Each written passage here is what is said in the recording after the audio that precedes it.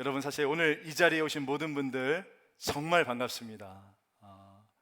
사실 모든 것이 이게 낯설고 어색할 건데 정말 어려운 발걸음 하셨어요.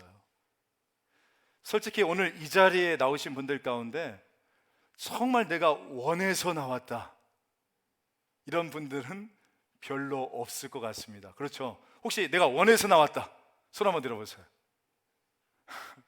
아마도 자꾸 가자고 하니까 귀찮기도 하고 또한 미안하기도 해서 오늘 이 자리에 오신 분 딱 한 번만 오겠다, 이렇게 오신 분들이 아마 거의 대부분일 겁니다. 하지만 여러분, 그거 아세요? 우리가 우리의 인생의 주인 되시는 주님을 제대로 만나면 모든 삶이 역전됩니다. 오늘 이 자리에 처음 오신 분들이 계실 건데, 교회가 나와 무슨 상관인가? 하나님이 계시긴 계신가? 사는 것도 바쁜데 무슨 교회야? 이렇게 말씀하시는 분들이 계실지도 모르겠어요.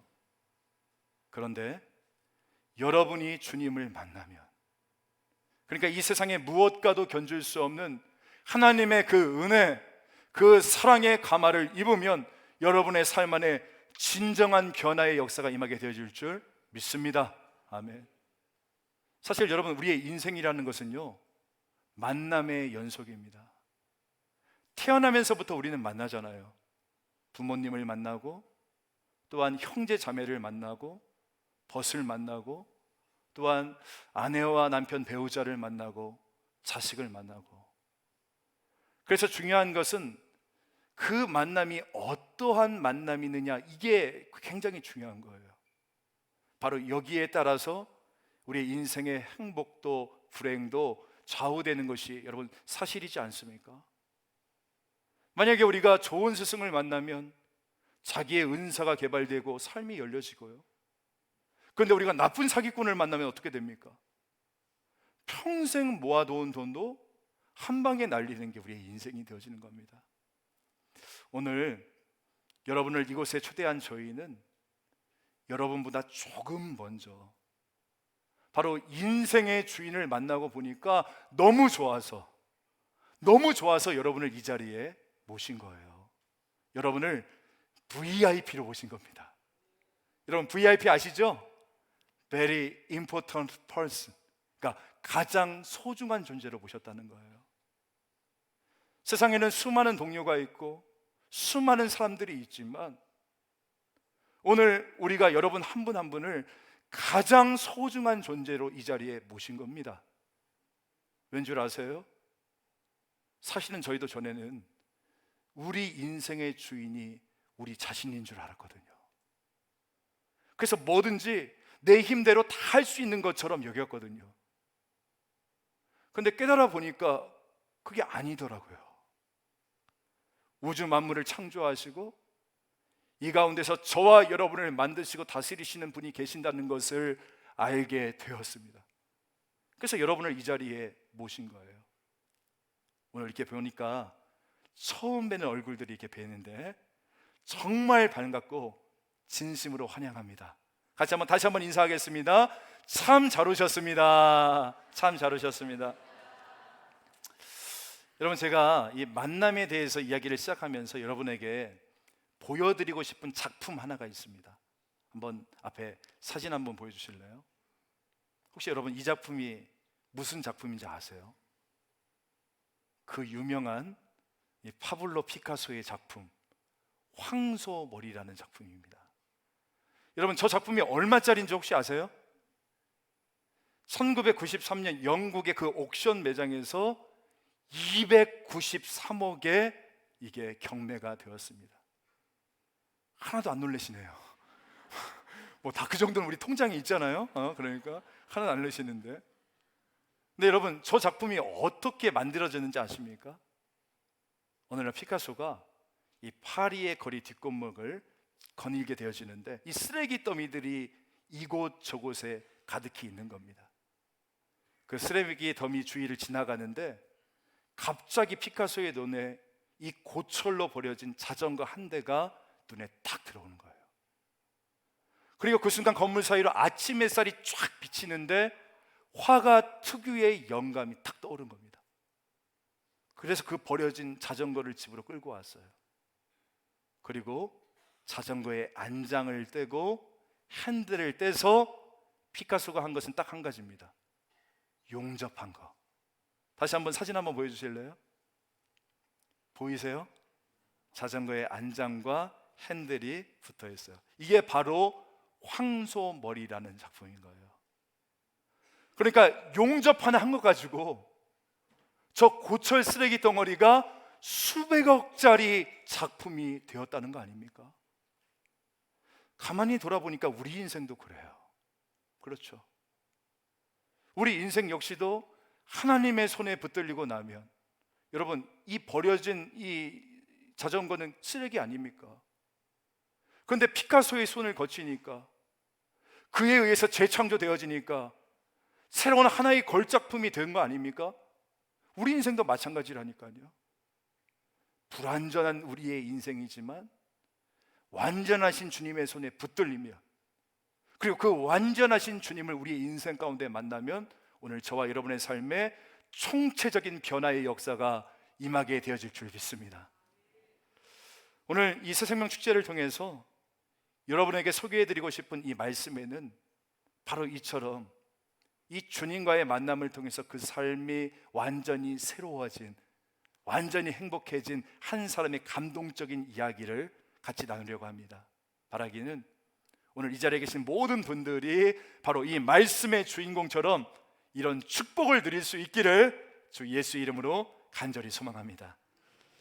오늘 말씀에 보면 이 정오의 태양이 내리쬐는 바로 그 한낮의 시간, 6절 말씀에 보면 때가 6시다 라고 나옵니다. 여러분, 히브리의 시간을요 더하기 6을 하면 현재 오늘의 시간이 됩니다.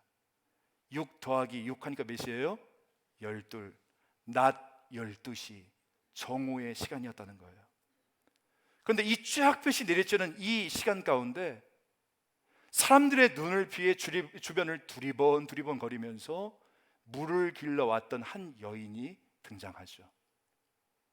여러분, 우리가 이스라엘에 가보진 않아서 그 날씨에 대해서 정확히 알진 못하지만 그래도 중동 지역의 날씨에 대해서는 알지 않습니까? 보통 여인들은요 낮 12시, 이 태양이 정오에 있을 바로 이 시간에는 물을 길러 나오지 않습니다. 보통 여인들은 이른 아침에 이 물을 길러 오거든요. 중동의 특유의 그 살인적인 햇살을 피해서. 그런데 오늘 본문의 말씀에 보니까 낮 12시에 살인적인 태양이 내리쬐는 그 시간 가운데 한 여인이 마치 야 다행이다, 아무도 없네 이러면서 마치 이 대인 기피증에 시달리는 것처럼 주변을 샅샅이 살피며 물을 뜨러 온 한 여인이 등장을 하는 겁니다. 우리가 흔히 이 여인을 누구라고 부르죠? 사마리아의 여인이라고 이야기를 하는 거예요. 이 여인이 누구였는가? 사실 여러분, 성경의 본문의 말씀을 보면 특별한 정보가 없습니다. 그 여인의 이름이 무엇이었고, 나이는 몇 살이고, 어디에 살고 무슨 일을 하고, 그런 정보는 우리에게 제공해주고 있지 않아요. 그런데 한 가지 그녀에 대한 힌트를 주죠. 그게 뭡니까? 17절과 18절 말씀에 보니까 그녀는 남편이 5이나 있었던 여인이었다는 겁니다. 여러분, 한번 생각해 볼까요? 남편이 5이나 있었던 여인, 그리고 지금 사는 남편도 6번째. 이 여인을 생각해 볼 때 여러분의 머릿속에 떠오르는 첫 번째 이미지는 무엇입니까? 여러분의 옆집에 6번 결혼한 여인이 이사 왔다고 생각해 보세요. 어떤 이미지가 떠오르겠어요? 2000년 전도 마찬가지였거든요. 당시에 이렇게 많은 남편을 거느리고 있는 여인은 거의 대부분 창녀였고, 또한 남편을 갈아치우는 더러운 여인, 음란한 여인, 자신의 몸을 파는 그런 여인으로 생각이 되어졌습니다. 이처럼 우리가 이 사마리아 여인에 대해서 이미지를 떠올릴 때 가장 크게 작용하는 것은 아마 이 남편을 5이나 있었다라는 바로 이 정보일 겁니다. 바로 이 내용으로 인해 우리는 이 여인에 대해 이미 머릿속에 선입견을 갖고 있는 거죠. 음란한 여인, 더러운 여인이라는 선입견을 갖고 있습니다. 그런데 우리가 한번 생각해 보자고요. 여러분, 당시 유대 사회에서 여성이 이 남편을 자기 마음대로 갈아치울 수 있습니까? 당시 유대 사회가 어떤 사회였습니까? 철저하게 남성 중심주의, 마초적인 사회 아니었습니까? 여자는 인구로도 아예 카운트하지도 않는, 여성의 인권은 완전히 짓밟혀진 바로 그 시대 가운데 여러분, 여성이 어떻게 이혼의 주체, 이혼을 요구할 수 있겠냐고요. 실제로 당시 유대 사회에서 이 여인들은 이혼의 주체가 될 수조차도 없었어요. 성경에 나와 있는 실제 이혼에 대한 모든 법령에는 늘 주체가 누구였냐? 남편이었다는 겁니다. 우리 한번 신명기 24장 1절 말씀을 같이 한번 읽어봅시다. 시작.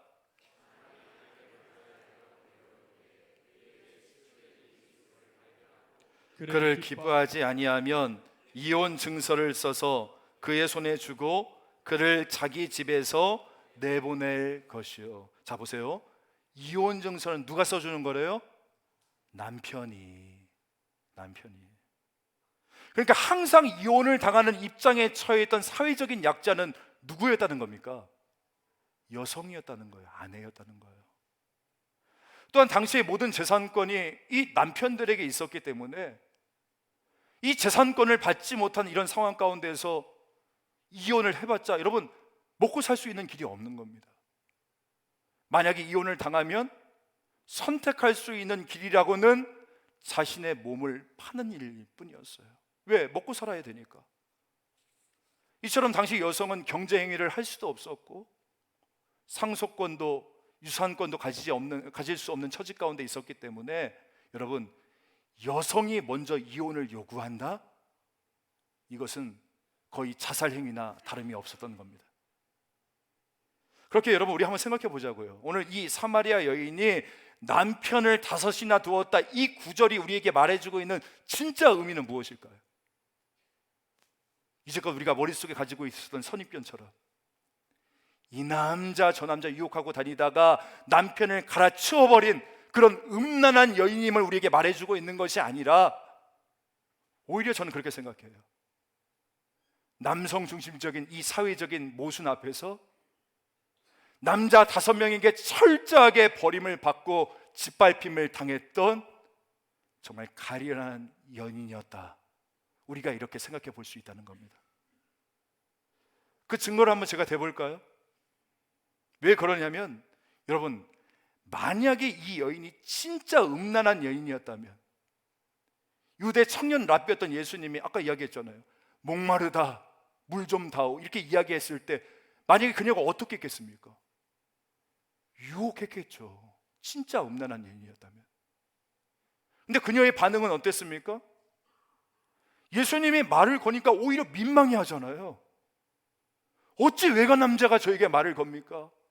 그러면서 가시를 세우지 않습니까? 이 모습을 보면 우리는 이 여인이 우리가 이제껏 생각했던 여인이 아니라는 것을 알게 되어집니다. 그렇다면 지금 이 여인은 어떤 상태 가운데 있는가? 우리는 이 여인이 오히려 남편에 대한 깊은 상처와, 그렇죠, 당시에 이혼을 당했다는 것은 남편에게 당했다는 거예요. 남편이 5명 있었다는 것은 이혼을 5번 당했다는 거예요. 아마 이유는 알지 못합니다. 아이가 없어서였겠죠. 거의 대부분 아들을 낳지 못해서. 이 남자에 대한 상처와 그로 인한 심각한 대인기피증이 있었음을 우리가 추측해 볼 수 있다는 겁니다. 특별히 예수님께서 13절과 14절에서 이렇게 말씀하십니다. 예수께서 대답하여 이르시되 이 물을 마시는 자마다 다시 목마르려니와 내가 주는 물을 마시는 자는 영원히 목마르지 아니하리니 내가 주는 물은 그 속에서 영생하도록 솟아나는 샘물이 되리라. 예수님이 내가 너에게 목마르지 않는 생수를 줄 수 있다라고 이야기하니까 그녀가 뭐라고 얘기합니까? 15절 말씀 한번 볼까요? 15절. 그녀가 뭐라고 얘기해요? 주여 그런 물을 내게 줘서 내가 목마르지도 내 영혼의 목마름과 갈급함을 채워주시고 그 다음이 중요해요. 잘 보세요. 또 여기 물길러 오지도 않게 하옵소서. 여기에 또 물을 길러 오지 않게 하옵소서. 저는 이 부분을 읽는데 너무나 가슴이 아팠어요. 여러분, 여기에 또다시 제가 물을 길러 오지 않게 하옵소서. 이 말의 진짜 의미가 무엇입니까? 예수님, 아무도 안 만나고 살 수 있었으면 좋겠습니다. 아무도 마주하지 않았으면 좋겠습니다. 이게 그녀가 가지고 있는 실제 솔직한 마음이었다는 거예요. 왜 그랬을까요? 여러분, 주위에서 얼마나 자기를 향해서 수군거리고 있습니까? 얼마나 자기를 향해서 손가락질하고 있어요. 그녀가 지금껏 5명의 남자에게 인생에 짓밟혔던 것도 너무나 힘들었는데 지금 이 그녀에게 있어서 더욱더 힘들었던 것, 정말 죽고 싶었던 것은 바로 같은 여인들의 손가락질이었어요. 물 길러서 와서 만날 때마다 물어보는 거죠. 자기는 남편 5이나 두니까 어때? 재밌습니까? 좋습니까? 여러분, 이런 이야기를 들었을 때 이 여인이 어떤 기분이었을 것 같습니까? 여러분이 가족의 모임들을 갔는데 누군가 여러분을 향해서 수근수근거려요. 내 직장에서 누군가가 여러분을 향해서 손가락질을 해요. 교회에 왔는데 누가 나를 위해서 뒤에서 이야기를 해요. 어떤 생각 갖겠어요?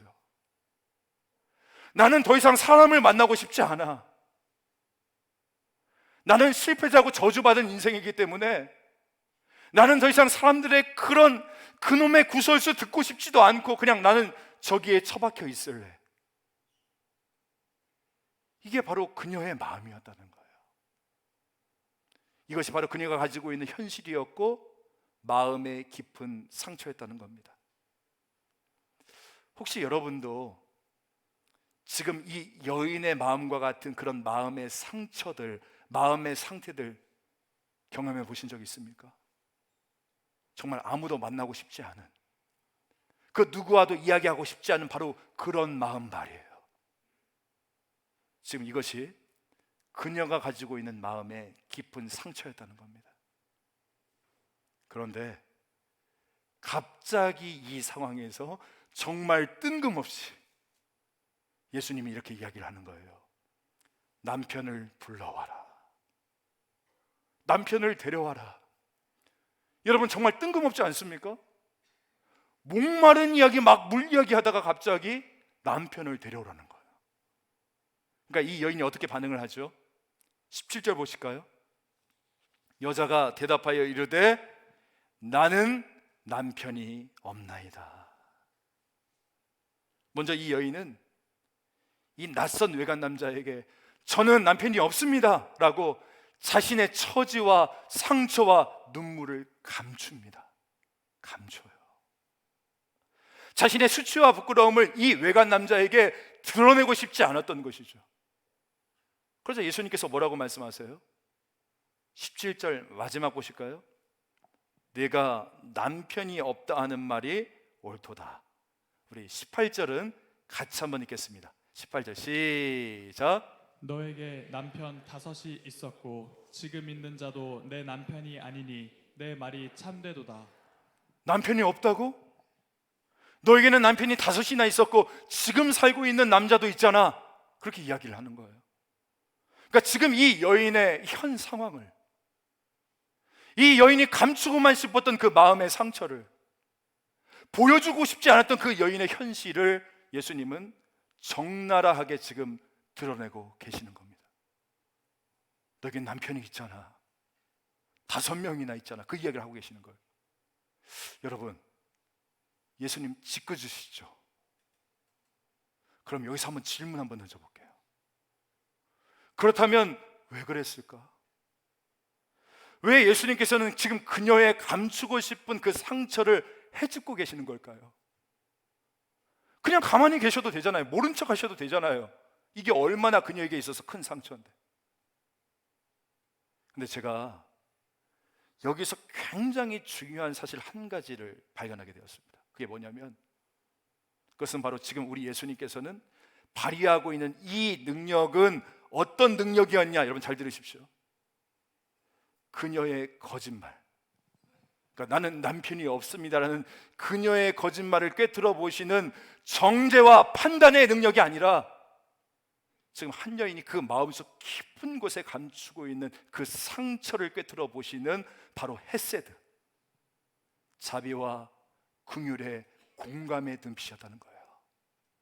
지금 예수님께서 발휘하고 계시는 이 메시아의 능력은 숨겨진 그녀의 죄를 사사시 찾으시는, 마치 어두운 곳에 후레쉬를 딱 켜서 너 죄 있지, 죄 있지, 죄 있지, 그 죄를 밝히시는 초능력이 아니라, 이 여인이 한평생 가슴속에 꽁꽁 감추고 있었던 그녀의 숨겨진 아픔을 바라보시고 통감하시고 같이 느끼시는, 다시 말해서 숨겨진 죄가 아닌 숨겨진 아픔을 바라보시는 능력이었다는 겁니다. 여러분, 사람들은 그녀의 수치를 봤잖아요. 그리고 조롱을 했어요. 하지만 우리 주님께서는 그녀의 수치가 아니라 그녀의 아픔을 바라보셨다는 거예요. 여러분, 혹시 동정과 공감의 차이를 아십니까? 제가 아직까지 잊혀지지 않는 한 장례식이 있습니다. 너무나 가슴이 아팠던 장례식이었어요. 한 집사님이 계셨는데 큰아들이 21살이거든요. 근데 이 21살짜리 아이가 그 전날밤까지만 해도 같이 밥 먹고 엄마 아빠 잘 자 하고 잠에 들었는데, 아침에 학교를 가야 되는데 애가 안 나오는 거예요. 대학생인데.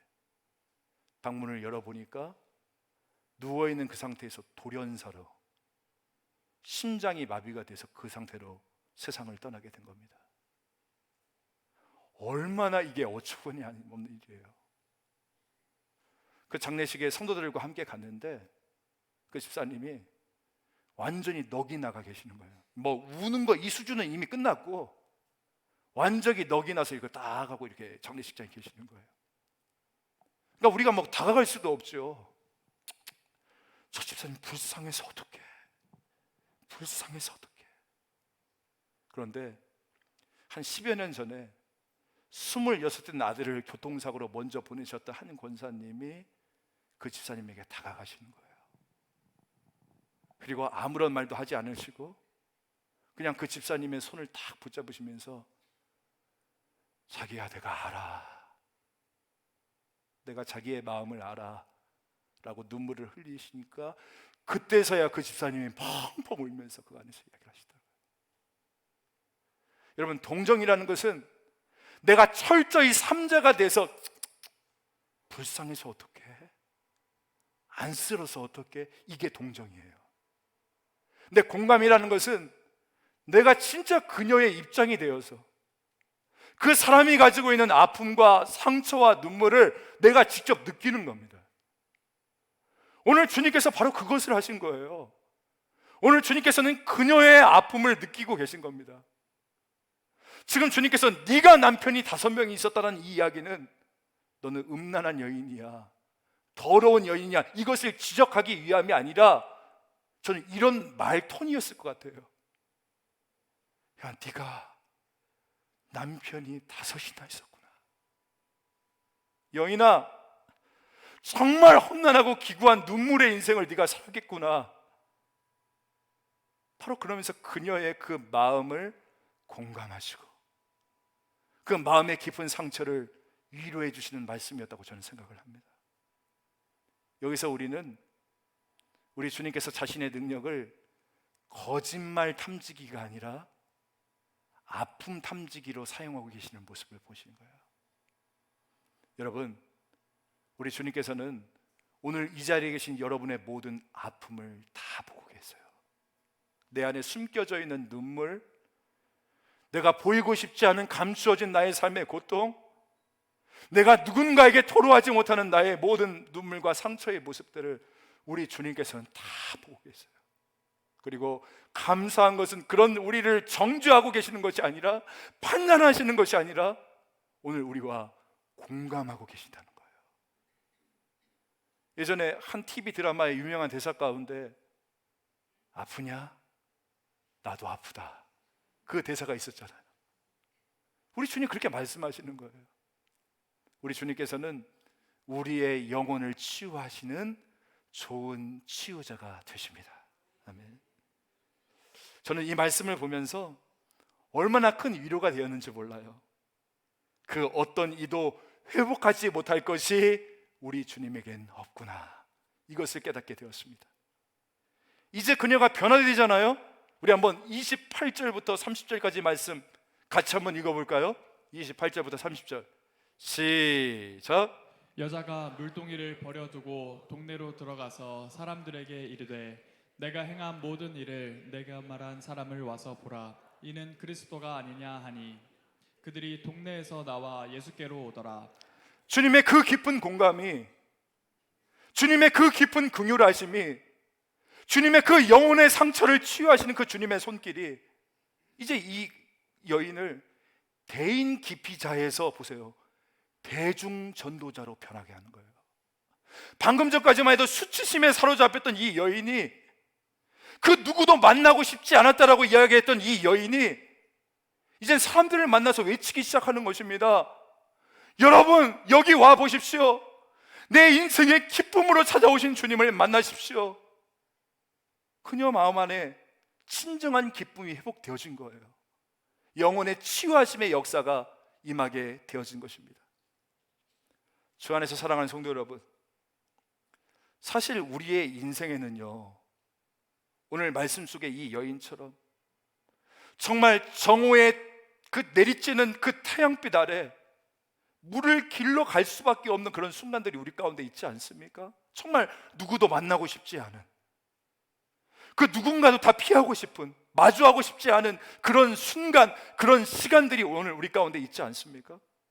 그런데 우리 주님은 그런 저와 여러분에게 다가오신다는 거예요.